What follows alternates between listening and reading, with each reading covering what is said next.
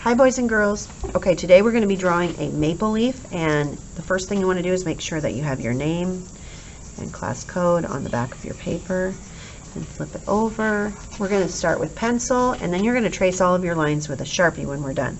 So I'm going to do a diagonal line starting maybe a couple inches from the corner and going up towards this corner, leaving it a little space here because I don't want it touching, but I want it to be fairly big. Then we're going to do a large letter V, or you can think of it as a diagonal line here and here that meet about in the center of that line. So if I pick where the center is, I'm going to go a little bit below center actually. So this would be about the middle of my line. I'm going to go just a little bit below that and make a dot there so I remember where.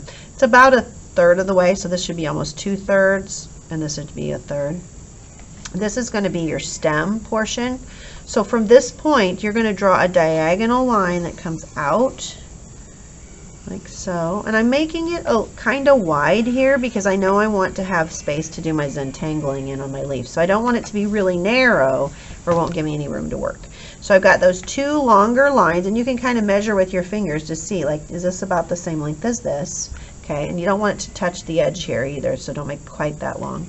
Then I'm going to do a shorter line. So this one's going to just come straight out here and straight out here. So it's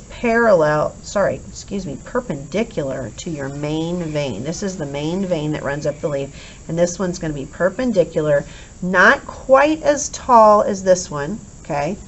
But if it, but I don't want it too short either because I want to have some room to work. Okay, now we're going to do an arrow on the top of each of these points. So by an arrow, I don't want you to do a straight one like this. You could, but it won't look as much like a leaf. When you do your arrow, I want you to just slightly curve it in. Just a little curve, mostly down here at the end, just a slight curve. So it's kind of like a straight line and then curve a little bit. That's going to give it more of the tip of the leaf kind of look. And then we're going to do that on each one of these, kind of come down and curve a little bit. Oops, sorry about that. And then we're going to do the same thing here. And I'm going to turn my paper so you can see what I'm doing. I'm going to do the same. This one I might make a little bit smaller because we're going to connect these by bringing a line down here. So I'm going to make this one just a little bit shorter because Mrs. Walker knows that in just a minute here I'm going to take this pencil and I'm going to connect this with a curved line here. So I want to be able to get to that point. All right, let's turn this one, go this way now. Again, kind of a long, straight, curved line to make an arrow. Look, kind of looks like arrows pointing out, right? There.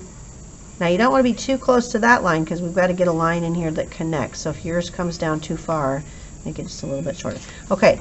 We'll do the easiest ones first. The easiest one is this bottom one. You're just going to bring that right back to that dot that you made, and this one here right back to the dot. Okay. Now the rest of these, to make our leaf finished, we're going to take, I'm always going to start at the big one up here because I want to come down, and then I'm going to go just a little bit past that one and then curve back up so that it's almost like a letter J, right? Do you see the letter J there? It's kind of like down and then curve back up. And then the opposite one's going to be an opposite letter J, right? I'm going to come down and then curve back up. So it's like a backwards letter J. Then these two, I would say, are more like the letter U. No, there's still going to be a J because this one's taller. So I'm going to come down just a little bit past that and then curve back up. This one, I'm just going to curve over like that. It's kind of a wider one. I think I have a wider space here. And that is your maple leaf. Oh, you might want to make your stem just a little bit fatter, so do a parallel line that connects down here so that the stem is wider than the veins. Okay, this is your stem of your leaf. Now you're ready to take your Sharpie and trace over those pencil lines. So just get right on that pencil line and trace. If you go off of it like I did a little bit there, when you're done doing the Sharpie, I want you to go back and clean that up by erasing any pencil lines that you can still see. Okay, and I just missed my line a little bit there too, so I'm going to have to do a little bit of erasing, but I wanted to get this done really quick in front of you. There we go. Shouldn't take you too long, and then we'll start Zentangling. Okay, clean up any pencil lines that are showing. We don't want to be able to see any of those lines that you missed. Just try to stay right on them if you can. Okay, there you go.